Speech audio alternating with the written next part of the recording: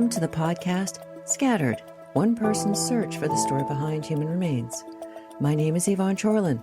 I'm a physical anthropologist and archaeologist. In other words, I like dead people. In this podcast, I explore topics related to dead people, from searching for human remains in forensic contexts to mortuary practices in modern and archaeological contexts, and everything in between.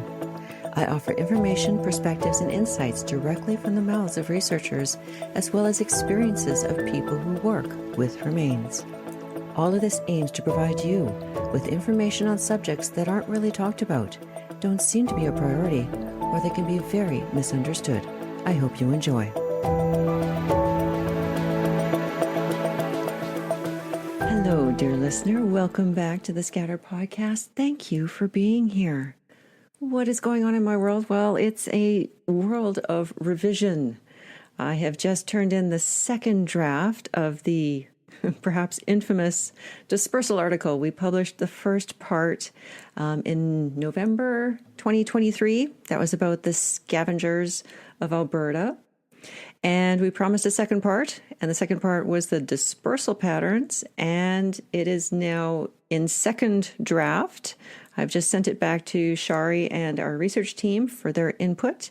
And then hopefully, if you're listening to this beyond Patreon, when it goes live about a month later, then hopefully we will have submitted the final draft. Yay!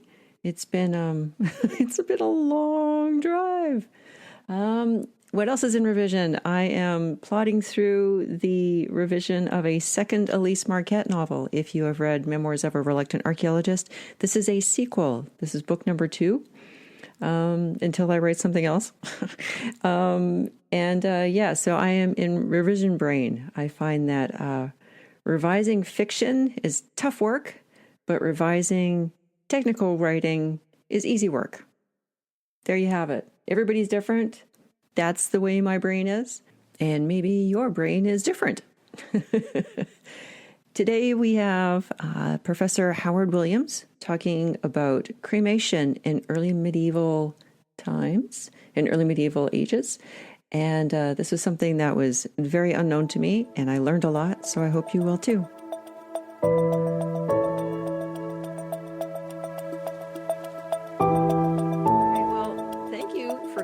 Podcast. This is a lovely, I guess, diversion from regular programming, because I've been trying to get somebody on here to talk about mortuary archaeology, and You are the Phil, you are the man. So introduce yourself. Who are you? What's your current role? And then we'll get into your origin story and get into the nitty-gritty. Well, thank you so much, Yvonne. It's lovely to be here. And my name is Howard Williams, and I'm Professor of Archaeology at the University of Chester in England in the UK, but very much on the Welsh border, right next to the Welsh border. I happen to live in Wales, just over. I see England every day. I cross the border. But anyway, the university is in England. I live in Wales, but I'm in that borderland. And I teach at the university a range of topics and on archaeology programs to undergraduates, masters, MRes, masters by research, and I supervise PhD students. And I research a range of fields, including mortuary archaeology, the early Middle Ages, and the history and theory of archaeology, and public archaeology, and death comes into all of those in one way or another. That's who I am, and that's what I do. Yeah, I find UK and Europe archaeology fascinating, because we don't really have those ages here in North America. No, we have pre-contact, contact, yes, and post-contact. That's pretty much the overlying timeline. absolutely. It fascinates me about the ages. So I'm always having to consult some sort of reference material, because that wasn't the basis of my training. My basis of my training was all North American. So anytime somebody says Middle Ages or whatever, I'm like, When's Google that? it. What is that Yeah, yeah. time frame? Well, these frames of reference are a curse as much as a blessing, and they bracket people in terms of what they study, who they talk to, how they define themselves. So, yeah, I am a one level. I'm a medievalist in terms of I do work with historical sources as well as archaeological sources, but it's a very early historical period. So I work with have dialogue and a lot of constructive dialogue with prehistorians, and across disciplines with anthropologists and others as well. So it's a really fun period, and region to look at Northwest Europe in the early Middle Ages, sort of in popular terms, early medieval Wales, Anglo-Saxons, Vikings, that kind of stuff. But it's full of it's the period of time which has the most problematic and sketchy terms that get used and abused all the time. So people are really interested in the early Middle Ages, and not always for good and healthy reasons. Um, but it is a time that is really fascinating because you have that some historical sources, a lot of new archaeological finds. Yeah, and so I've been interested in the history of that field, and also the burials of that period in particular. Yeah. So how did you get into it? Were you one of those people that kind of came out of the womb wanting to be an archaeologist, or were I did. you formed by other circumstances?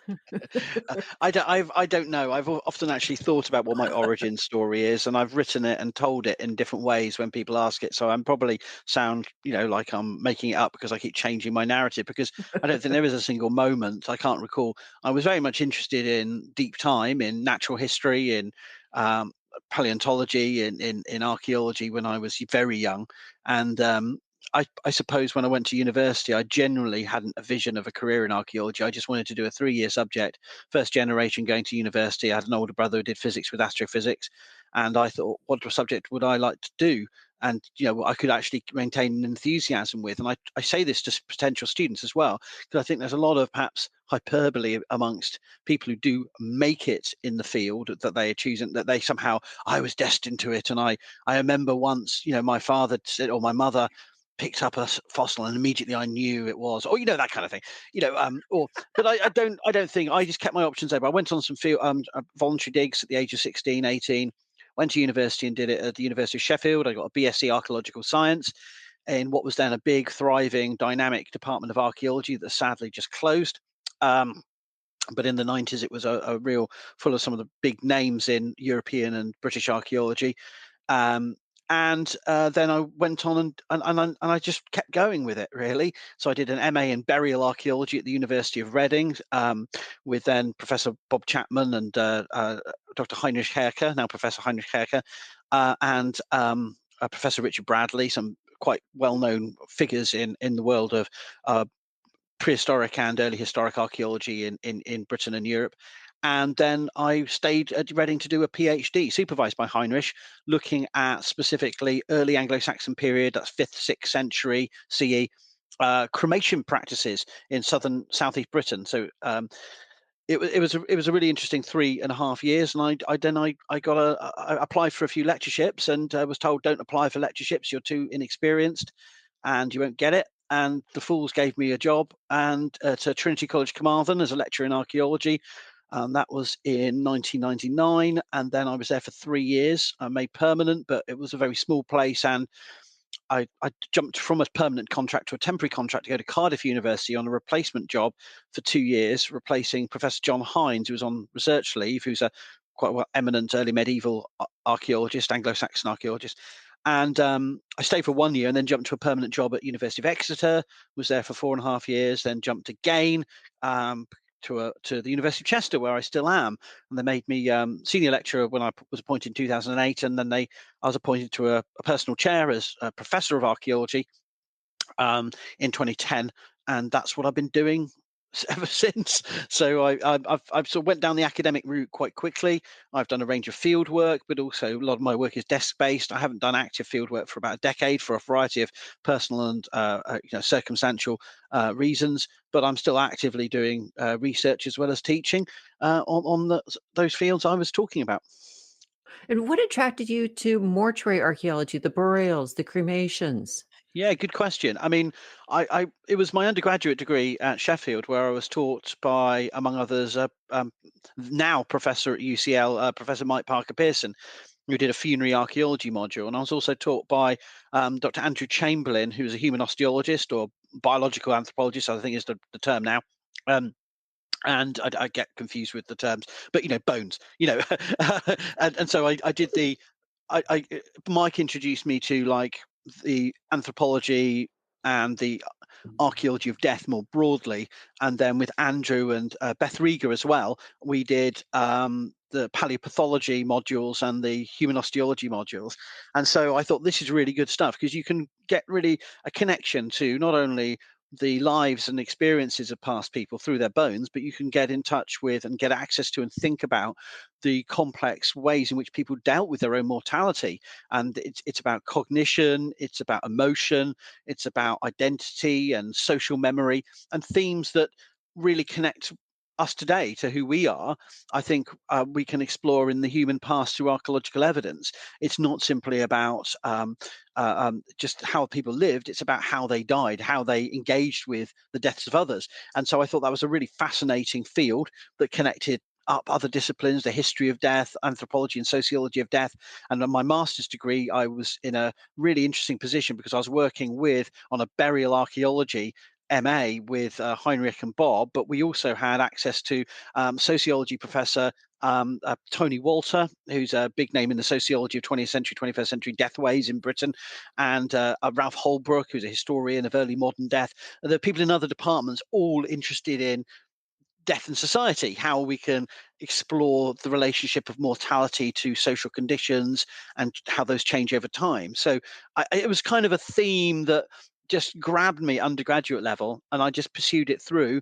And then when I did my PhD, it was always going to be death. And there'd been a lot of work done on the early Anglo-Saxon unburnt dead, the inhumation burials, where they, in the 5th, 6th, and 7th, going on to the 7th century, we have a period where there's a lot of furnishings, a lot of rich arrangements of treatments of the dead in unburnt. But alongside that, there's a lot of people who are being cremated and their ashes collected, or cremains, as the funerary industry term is, as you know, and collected into ceramic urns often and put into the ground as well. And most of the attention had gone on the unburnt dead because they are seemingly a much more easier resource for, in terms of human remains are better preserved, the artifacts are better preserved, and so most of the studies had focused on them. But I knew there were far fewer studies had been done on the cremated material. So I thought, I didn't do primary osteological analysis myself, but I used the work of others and synthesized and analyzed the burials, looking at variability and change over time. And that was just such a fascinating piece of work. Like most PhDs, you hate it by the end, but but I think it was a really great choice to explore. So yeah, it was always going to be death for me. You're preaching to the choir. I mean, I Yeah, I completely thought. understand, but I mean, when I tell people I've got a podcast about dead people, they kind of, look at me sideways. So I just find that the people who are attracted to death and the dying are, eh, we're a different sort. And That's so a I good always thing. like to hear people's stories. Yeah. I mean, I didn't go through a goth phase or anything like that. It wasn't like an extension of personal identity, which I know some people, that is a thing. I'm not mocking it. Mhm, In the same mhm. way that I know people go through all manner of phases in their life of interest in particular things that stay with them and help explain their trajectory. But they're no longer that. But I was never particularly religious. I'm not particularly spiritual.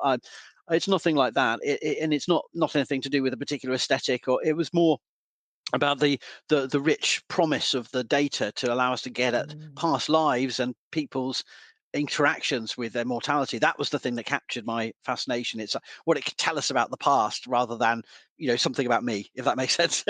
Right. Yeah, I understand. And you've just been, I believe, a co-editor on a recent book, Yes, Cremation in the Early Middle yes. Ages. Yay! Wish I can waft at you just for the just there you are. I know that's a podcast, but I Very still feel nice. like it. Brandish a book is always a good feeling. The Still smells fresh. tangible. Yes, yeah, exactly. You But smell it and touch um, it.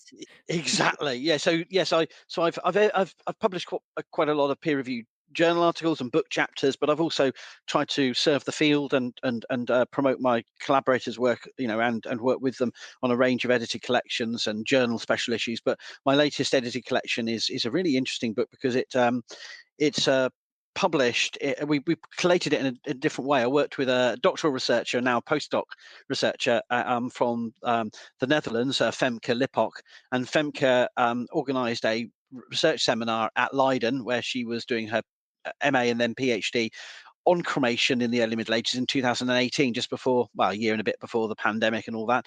And I said to her, well, I've done a lot of publications on cremation in early Anglo-Saxon England, but there really isn't a book, a resource for student scholars, cognate fields that looks at the whole of Northwest Europe and draws together the latest research. Because, of course, cremated material, it's more difficult to do, but we're increasingly getting stable isotope analysis.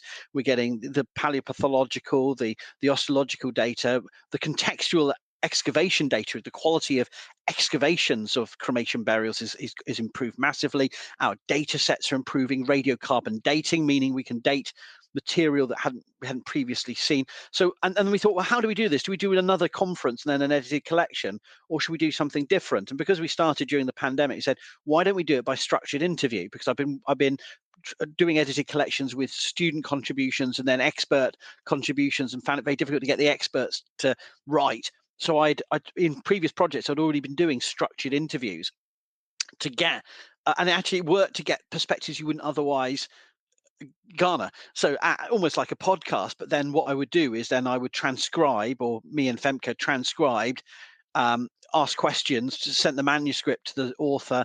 The author added in citations, images, tables, and we also did key information boxes, like fact boxes for key sites and key issues. And basically what we've produced is a kind of more like a textbook, but it's written in an informal sort of Q&A style. So and I think in doing that, we've produced something that's not just simply another edited collection about a topic in archaeology. It's actually quite a, I think, easy to read, but actually there's more depth and enriched. We got things out of people we wouldn't have perhaps got if we just let them write. So I think I'm really proud of it. I don't know how it will be received, but yeah, we've got 19 chapters covering all from Finland's, Sweden, Denmark, Norway, Poland, Germany, France, Netherlands, Belgium, and Britain and Ireland. So I think I probably missed a few, but we kept to Northwest Europe, but we could have extended it further if time had allowed. But yeah, and it's kind of silver open access, so you can get it. You can read it online on the publisher's website for a year, and then they're going to be downloadable PDF after a year, or purchasable from Sidestone Press. But yeah, so it's almost fully open access, and we got some money from the EU funded ERC project that Femke was working on to help pay for the open access. So we're very proud of this. So it came out, like, we had a book launch just before Christmas, and I've put that on YouTube, where we had a good chat and with all the authors and some extra contributors. And it's a first of its kind. So this was the last time in Europe that cremation was popular before the 19th century reintroduction of the idea of cremation. And the early Middle Ages, where cremation goes out for a variety of reasons, including Christianization and socioeconomic changes in different parts of Europe in this period. And then cremation was just a very minor, weird thing that some people did through the later Middle Ages into the early modern period. And then, so I think this sits an important story for the story of Europe and its attitude to death, as well as the detailed archaeological evidence that we're able to pull out. Yeah.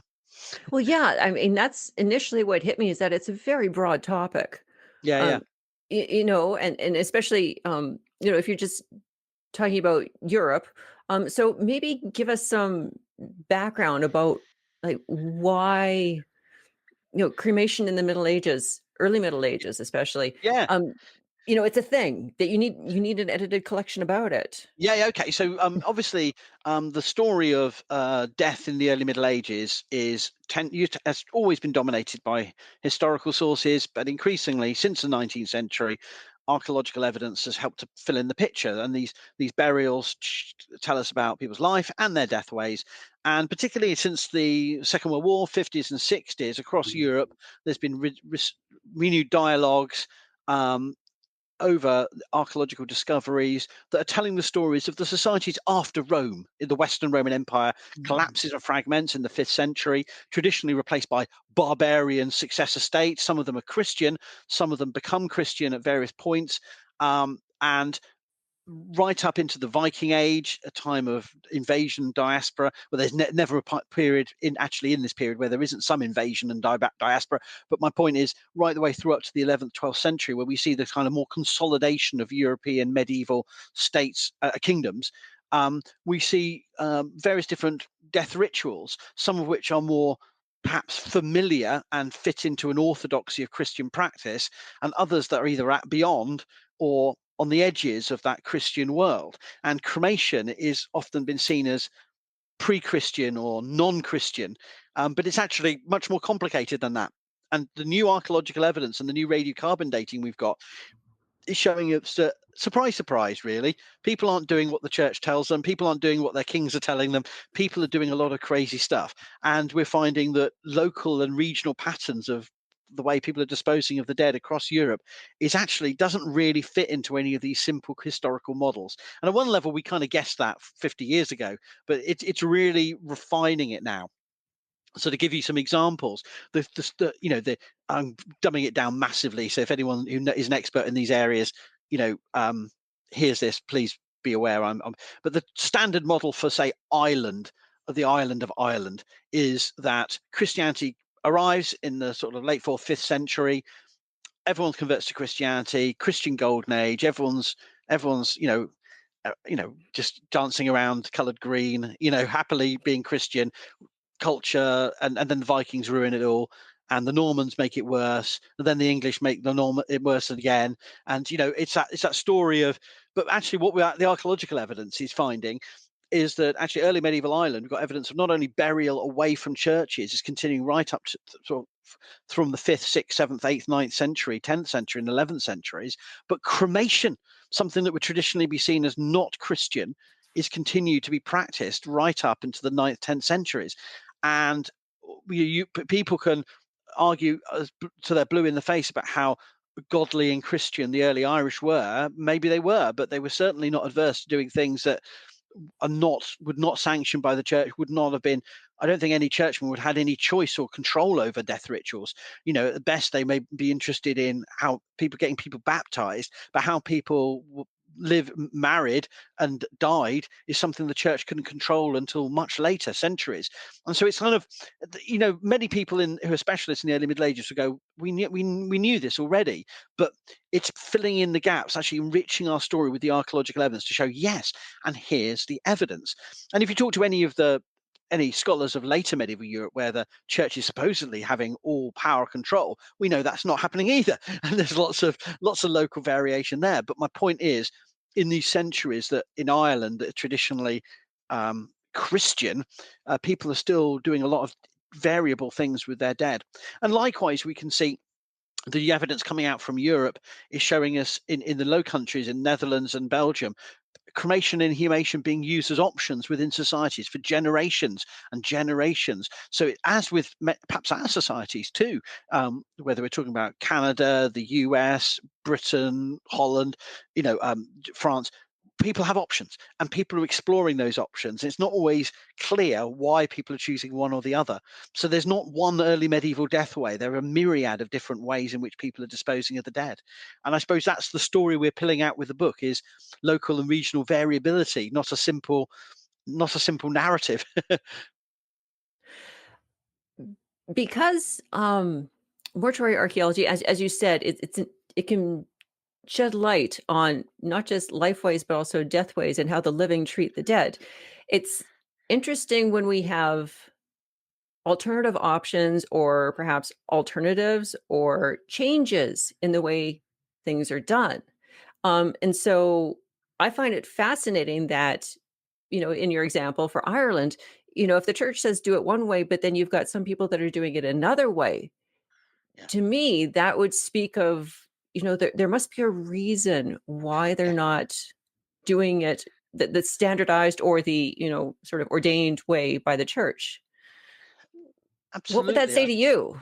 Well, I think it says to me is that actually burial practice remains kinship focused Ah, long.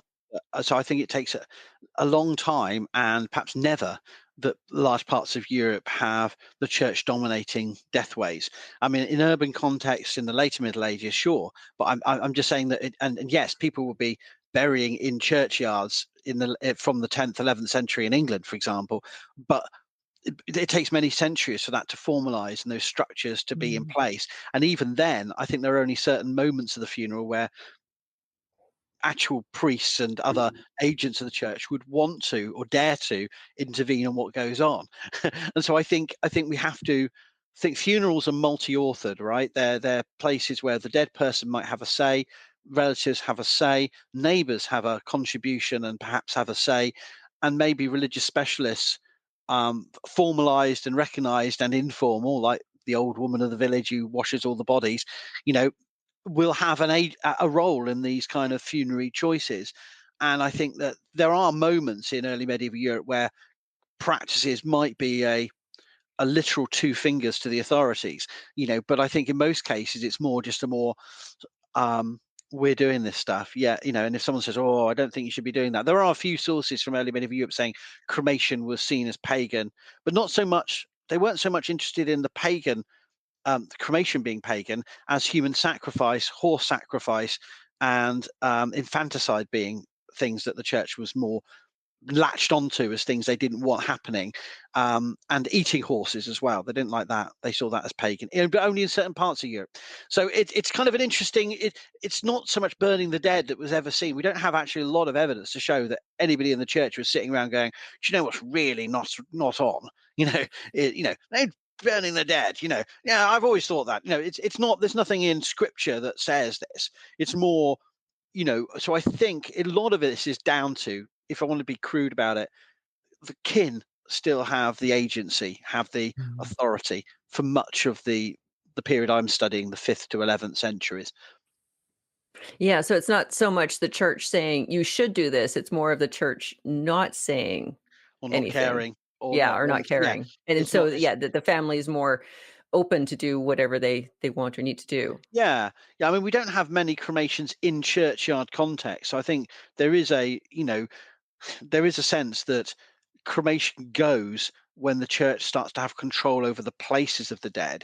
But I don't think it's because cremation is seen as anti-Christian. It's more about the move towards controlling the process and the places. So I'm not saying it's irrelevant, but I think our evidence is showing it's a much more rocky and complex path towards that Christian death ways being, controlled by how people are being disposed of. So yeah, by the time people are getting churchyard burial, no one's being burned, or very few people are being burned. But it's about how they get there is a much more complicated route. So if you were going to do a historical drama and feature this, you probably wouldn't have a moment where someone comes to Denmark in the 10th century and goes, "I say, I'm a bit Christian. I think you shouldn't do this type of things, you heathen types." And they go, "Oh, right, okay." I don't think that would have been a conversation that was on the tips of people's brains in the period. These are all about practices that may have never been part of a discursive conversation, and that's something that we have to remember when we're dealing with death rituals. Is that even today it's very difficult to talk about death, and then when people do talk about it, they may cook up explanations and justifications on the spot for things they never really thought why they were doing what they were doing. So I don't see why we should see people in the past as any more, necessarily self-reflective on these things. So I do.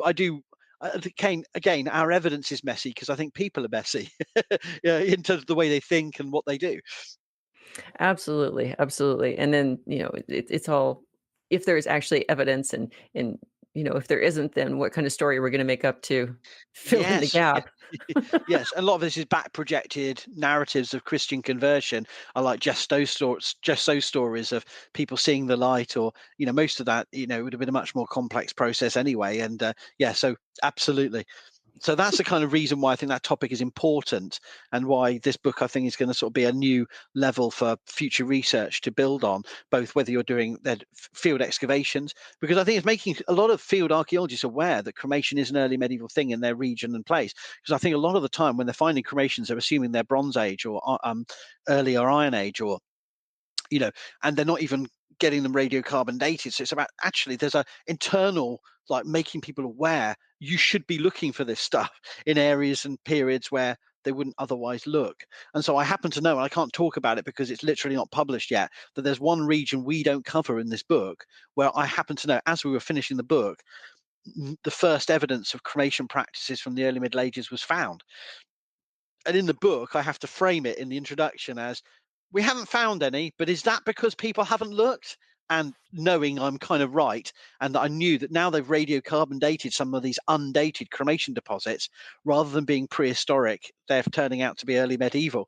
And so I think there's going to be a lot more of that in the next couple of decades as people realize that, they should be looking for this, dating the very perhaps innocuous small deposit of cremated human remains with a bit of animal bone and a bit of flint, and it could be, frankly, anything from the Mesolithic right the way through to the early Middle Ages. And some of them are going to increasingly turn up being early medieval in date. Well, let's delve into that because I did have a question about, all are all cremations in an archaeological context, w- are the cremains always in an urn? Are they No, always going no, to be found within an urn? Or is it just, yeah, absolutely is not. it just a hearth and they could be mixed up with burnt animal bones? Absolutely, absolutely, absolutely. And this is one of the key things: is that traditions, like in my field of analysis, when I was doing my doctoral research on early Anglo-Saxon period cremations, where most of the cremation is, oh no, at least a selection of the body is being collected up with the animals that were sacrificed on the pyre, the grave goods. They were putting whole cows and horses and dogs on pyres with people, as well as joints of meat such as sheep or goat, and pig.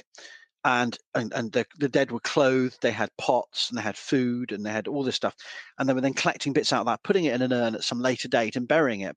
And that gives you a discrete context, and we often find that in many different periods and places across later prehistoric and early historic Europe, and we find that around the world. But no, you don't have to do that. You don't have to use ceramic. We have examples of other materials used as vessels, from bark to leather to wood to bronze vessels. But also, you don't need to ever, there's nothing telling you, there's no rule, universal rule, that you have to collect up all the cremains and put them in one place, let alone put them in under the ground at all. So one of the things I published on is the possibility, and we can come back to this as perhaps an interesting example of the absent dead, but in my period, are we missing other burial rites that were involved Mm. disposal above ground? And one of the examples from the book is, and one of the areas when I did my studies 2-3 years ago on my doctoral research, there was no attested early medieval cremations from Scotland, what is now Scotland, particularly the Pictish territories of northern and eastern Scotland.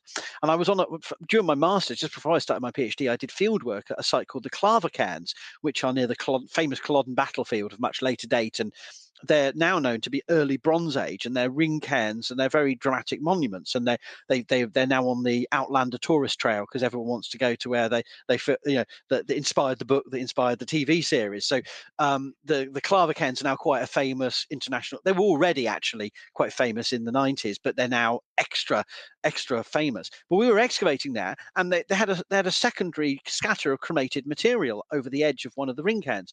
And I jokingly said, I bet it's early medieval, just because I was joking, because I was one of the few early medieval archaeologists on the project, and they're all prehistorians. And I got, yeah, well, maybe. And it turned, I mean, I'm not trying to say I knew, but I just said it as a tease. But actually, when they got the radiocarbon dates back, this is Pictish, early medieval. It would have been, and now we've got more and more evidence that it's not just these ethnic labels are all dodgy. It's not just the Angles and the Saxons, but also the Picts were also cremating the dead. And so this idea in Britain, the island of Britain, the idea there's something ethnically or culturally Germanic about cremating the dead is nonsense.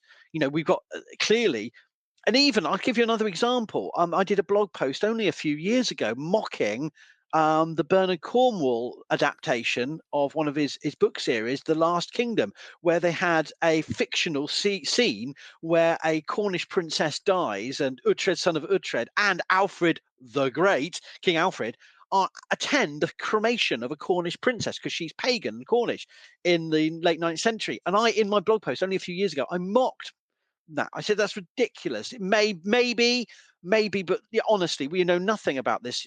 The idea that they would still be pagan in the 9th century and in Cornwall and burning the dead in dramatic open air fires, I said was nonsense. And I don't want to sort of, I said I can't tell you too much, but let's just say I'm going to have to eat my hat or eat my own words, because it looks like we've got evidence now that in Western Britain as well as Northern Britain, cremation was a thing. I'm not saying they were doing it as late as the 9th century, and there were, but yeah. So Bernard Cornwell's ahead of the curve as a fictional writer, because in his and this is the point, is that we can mock sort of fictional portrayals of things, but just sometimes by accident, you know, our evidence comes up that makes us go, oh yeah, well, it wasn't so ridiculous when they did that in that 1978 film, or that book from 1985 or whatever it was. Yeah, because now we've got evidence of this. And so this is one of those things where at the end of the day we can be as confident as we want as academics, but the evidence is always going to challenge us and shift the picture as we find more out. So it sounds like, um, if previously we had thought that cremation was either restricted to a time or a group or a region, or even in how cremains were disposed of or buried, Yeah, all of that is now off the table. There yeah, there yeah. are there are no restrictions No, for time, group, area, yeah, even, scattering the ashes above ground. exactly. And It's all fair game now.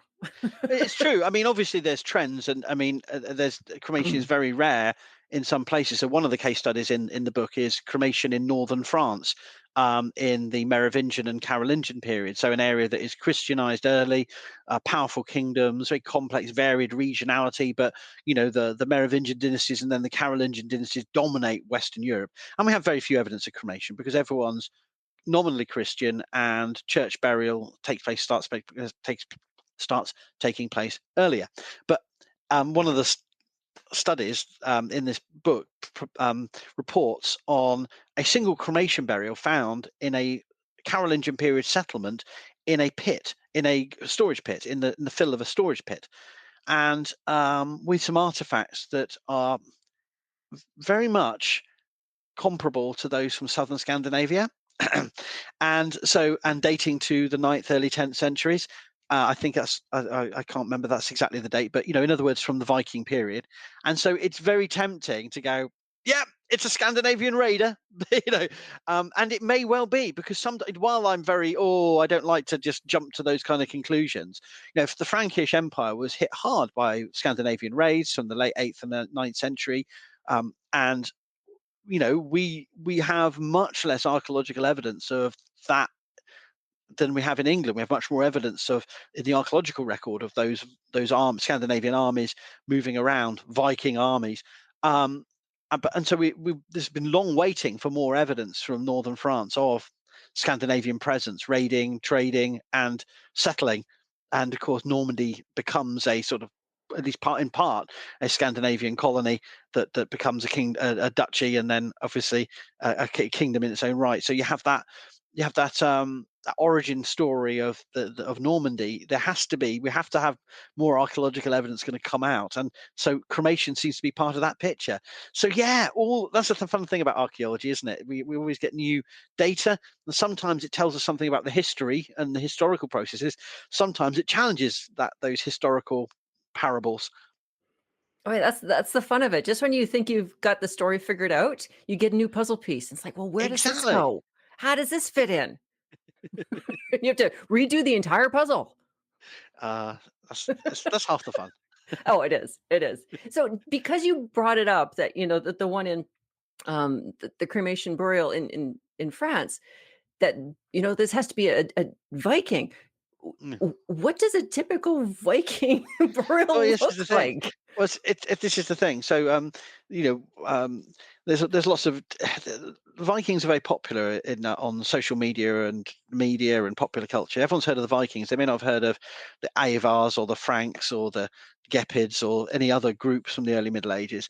And part of the problem is that the Vikings are so tied to modern nationhoods and uh, uh, various people's fantasies of who they are, and now increasingly aDNA is informing ancestral commercialized, DNA testing results.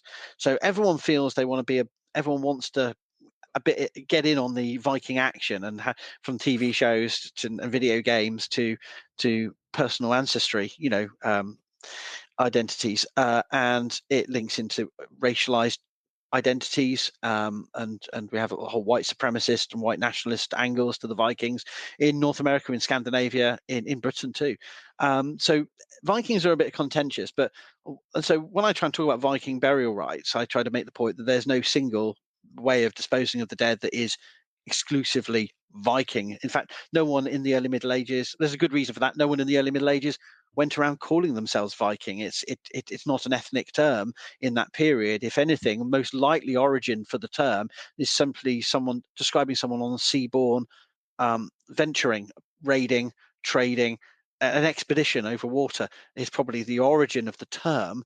And since the 19th century in particular, it's become a label we've increasingly attributed to a period of Northern European history. So it's a bit of a myth in itself. There was a thing called a Viking society or Viking culture at all, and some people call it Old Norse culture, but that's equally a problematic labeling as well. So I suppose the point is, for if you wanted to use it just as a period and regional term, Viking period mortuary practices in Scandinavia, in areas where Scandinavians settle, are incredibly varied. They're disposing of the dead, burning them, burying them. On most, obviously our evidence comes from on land. The myth of a Viking boat being set alight by flaming arrows is a hallowed tradition that goes back to 1958 and Kirk Douglas, Einar in the film The Vikings. So it must be true. But seriously, that's a bit of a modern myth.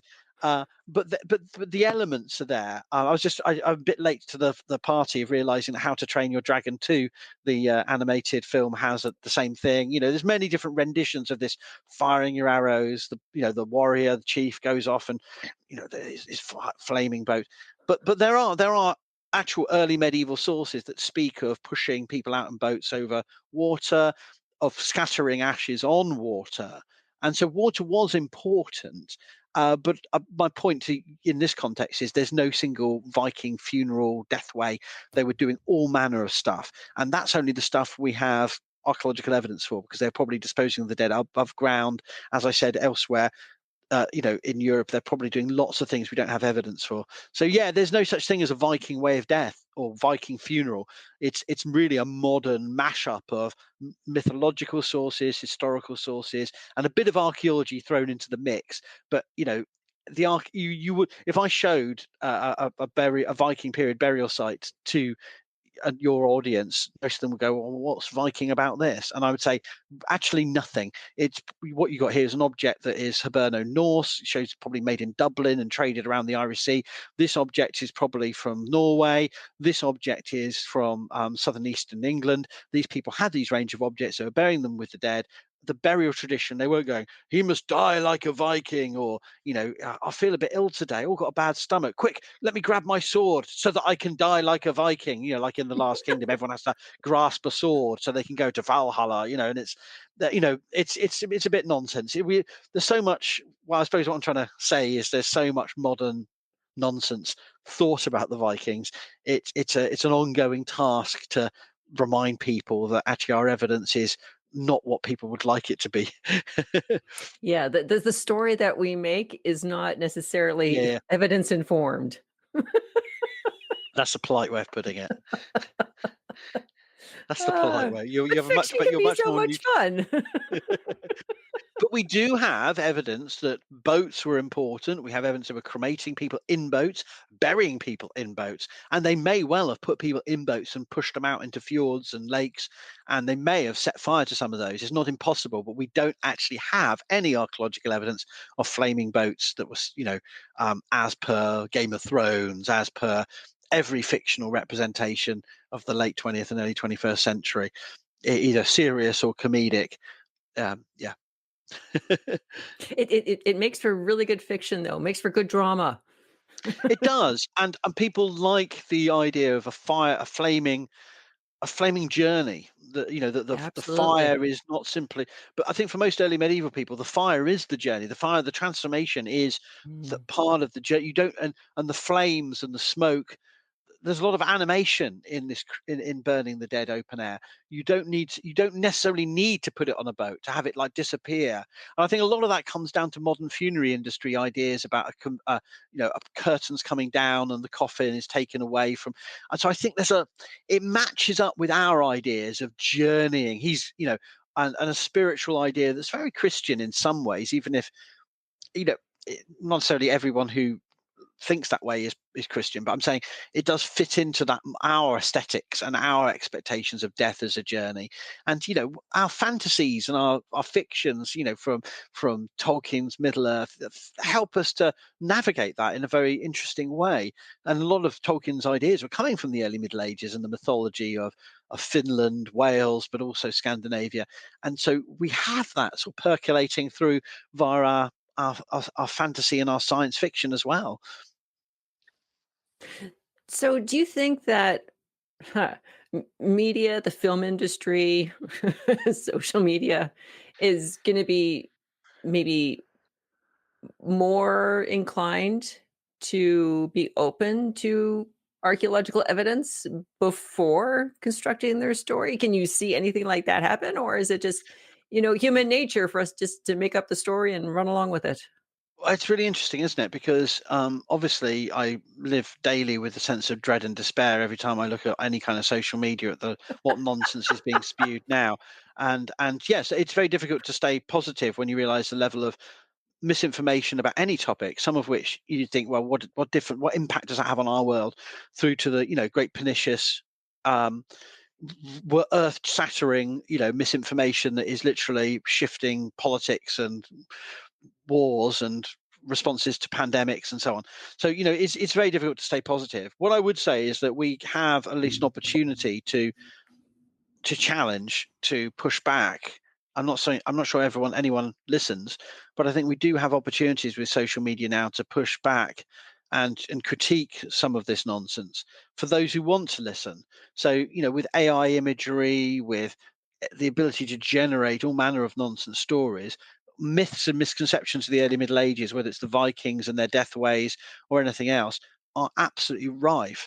And yet I get a foot in the door as an academic to push back on some of that, and that's what I try to do with my social media.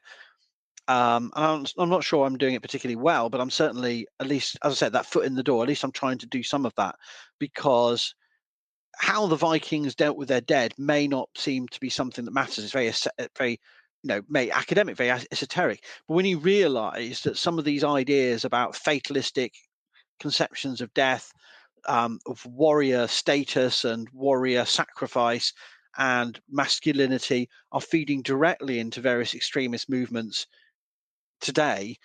If this helps people to think a little bit more critically about the basis of those ideas, I hope, I'm not saying I can directly, but indirectly, you can chip away at some of that mythology, some of that modern mythology, by giving them good information.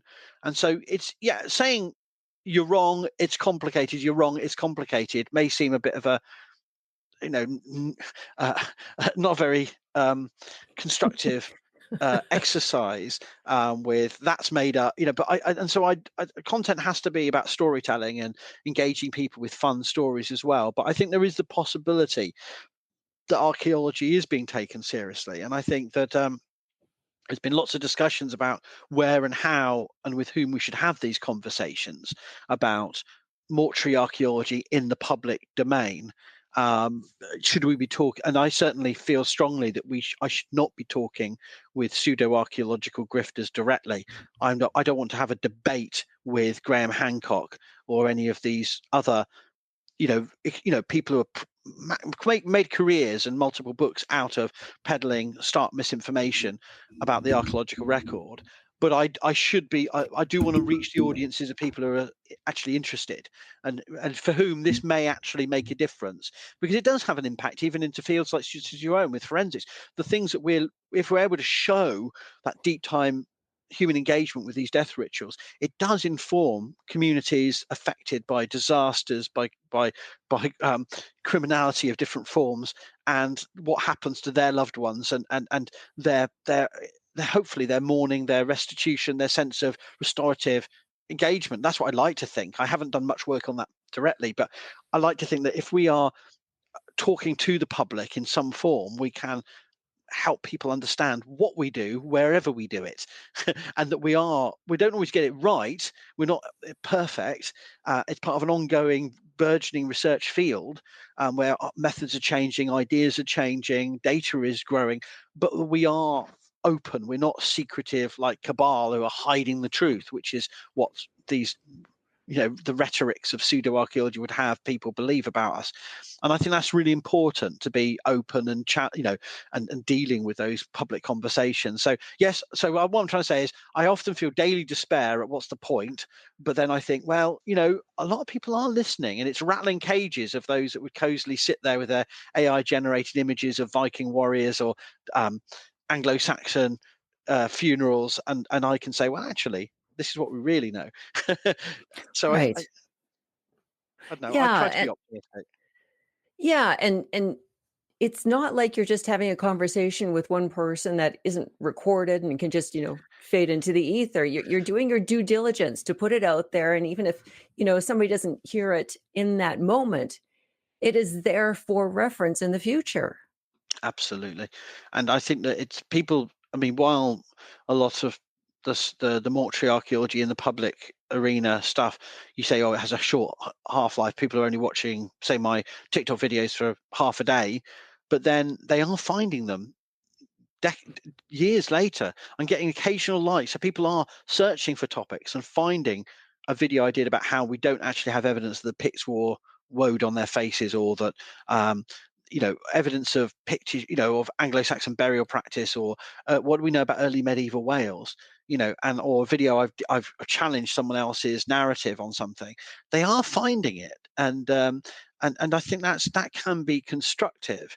So I just did a video a couple of days ago that's gone not very viral, but it did get a reaction. I did a sort of stitch response to a very big and very good academic theologian, Bible studies guy on TikTok, and he's great, and we're mutuals. But I said I don't think his video explaining this early medieval, well, late Roman burial was very good, because I think he knew that I wasn't being having a go at him. But I was able to say, as a professor of archaeology, these are the issues. And while there's a few people going, oh, look, a drama between academics, actually, it can be a really public forum to actually show the wider audience that we can respectfully disagree.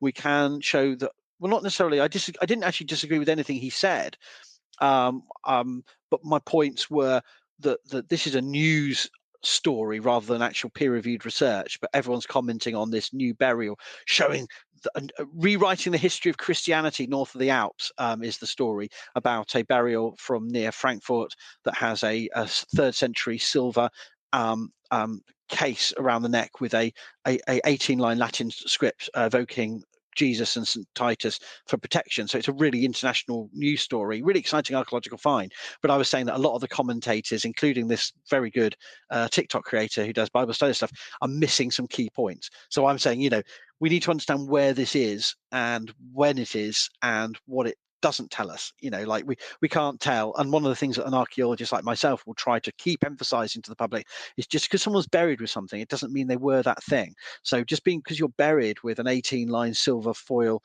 uh, apotropaic prayer doesn't mean you're Christian at all. It just means that maybe someone gave it to you. I think it may be. That's a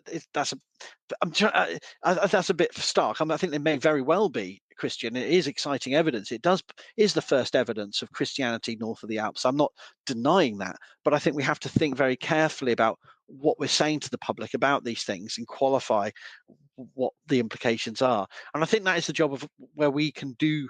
We cannot. We one level we can be digital killjoys, but also we can actually tell a better story by countering each other, and just because everything's so quick nowadays. There's a rapid fire of press release, peer-reviewed study out, and within 12 hours there's 50 YouTube videos, 89 TikToks, and everyone's written a blog about it. And it's very difficult to do that rapid work and still keep integrity.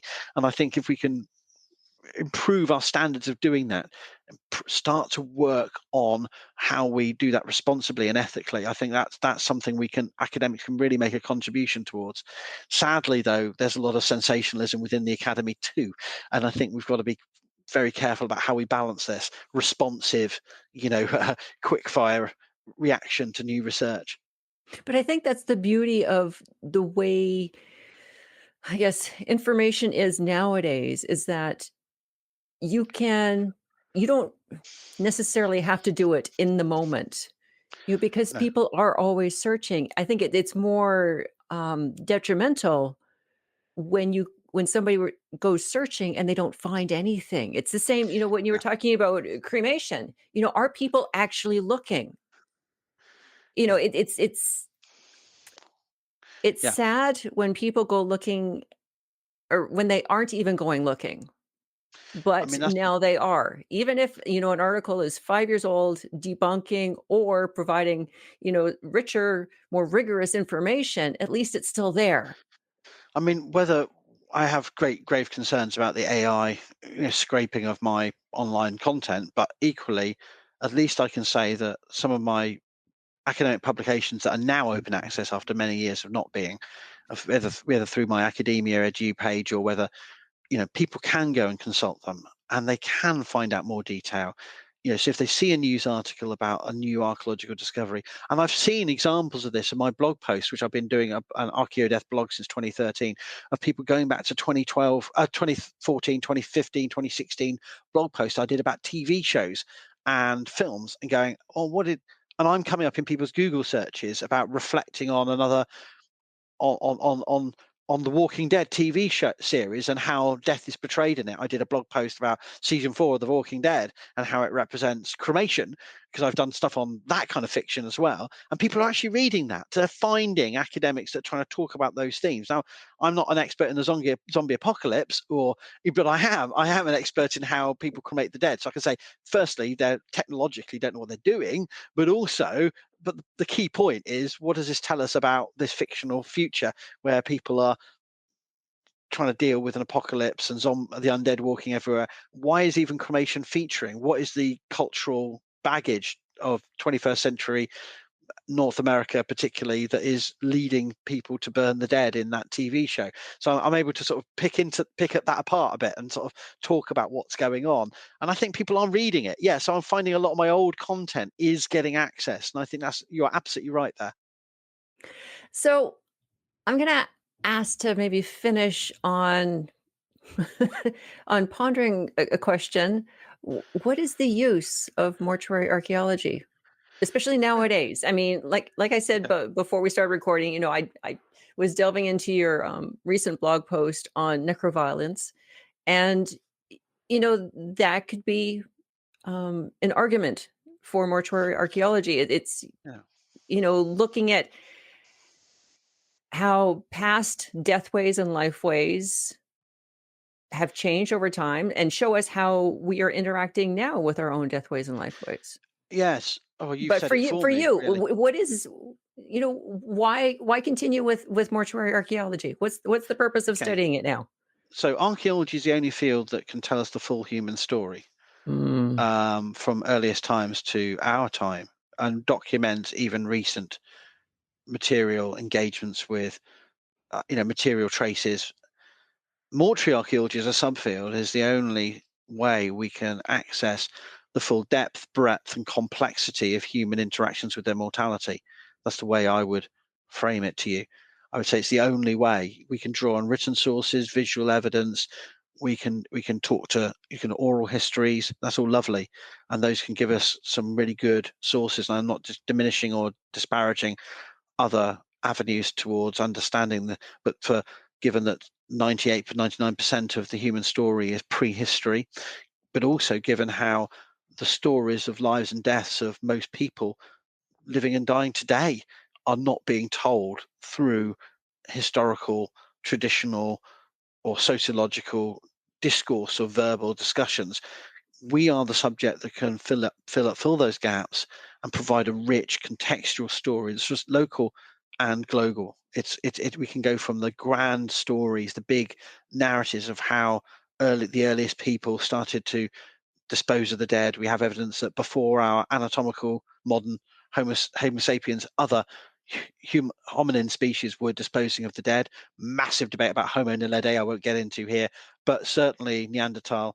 Yeah. So we've got that deep time story, and that is powerful and important to people to today. And it helps to then frame what we see going on in the world, whether it is in our own locality, whether it's in Gaza, whether it's in Ukraine, to see not only how the importance of those traces of the deep past still matter to people today, but how they are politicized, afforded cultural baggage, misinformation. There's all manner of ways in which those ancient traces matter today, but how we can see patterns in how we deal with the dead that we can trace from the distant past through to the importance we give to death today. And I think the other point to quickly add is mortuary archaeology is the only subject that can give us a sense and perspective on the future of our deathways. We're going to see major changes in what happens to the dead moving forward. We're in a world of cremation, but will cremation be the same? And will these other alternative technologies with their various complicated names that I never quite can remember, but you know what I'm talking about, all these different TM, they're all trademarked. Aquamation, terramation, and I green mean, burials, and yeah, we're going to see changes, but I think what archaeology can show is it can inform on a personal, emotional level and on a societal level how we engage with the dead for the 21st and 22nd century. So I think mortuary archaeology is important because it tells us about the past, it tells us about the present, and it informs us about the future. lovely.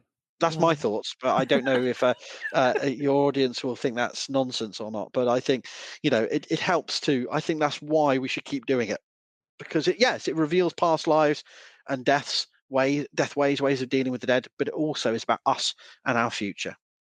Death is a part of our lives. Yeah. It just is. And Yes. I think mortuary archaeology informs us about our like you said, our mortality and how we deal with that. And of course, it hopefully, I mean, while it's a much more emotion sensitive and legalistic context of forensics, I think there's a lot of constructive dialogue, has been and will continue to be a lot of constructive dialogue. At one level, forensics is a kind of subfield of mortuary archaeology in my mind, and that may antagonize specialists, because it's like an application to a very specific set of death ways, or not always voluntary, in that sense. But another level, archaeology can be seen as mortuary archaeology can be seen as sort of a deep time partner to what forensics scientists do, and I've certainly contributed to books where about forensic analysis of cremated material from all sorts of horrific and unmentionable scenarios are being discussed alongside Bronze Age case studies and Roman period case studies. And I think that overlap and dialogue is really important because it helps to inform the methods and the perspectives of people working in forensics, I think. But tell me if I'm wrong, but I think that's my sense of it. No, absolutely. I mean, any advice that I had ever heard from people who found themselves in forensic fields or giving forensic consultations usually had a background in anthropology or archaeology. And they Yes. always said the broader your foundation, the better, because it's the principles and the processes that are being applied to forensic contexts.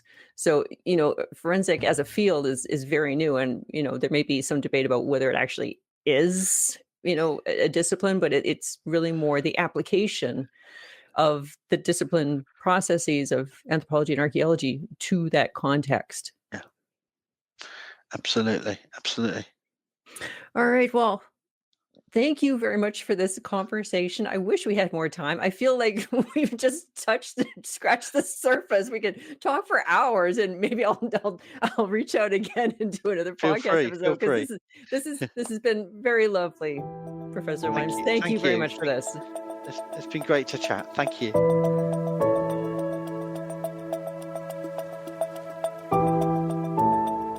I hope hope you enjoyed this episode. If you find this podcast and the information in it useful, please do consider supporting the podcast by donating. You can donate through Buy Me a Coffee or by becoming a Patreon member for free or for as little as $1 a month. Links are in the show notes and on my website, yvonnechorlin.com. If you want to ask me a question, I would love to hear from you. You can reach out through my website at yvonnechorlin.com, my Facebook page, Reluctant Archaeologist, and through Instagram at Yvonne Chorlin. Reach out and tell me what you think of the show and what you're learning about dead people. Can't donate at this time? Then leave me a rating or review. And always remember to share this podcast with your friends, family, and colleagues.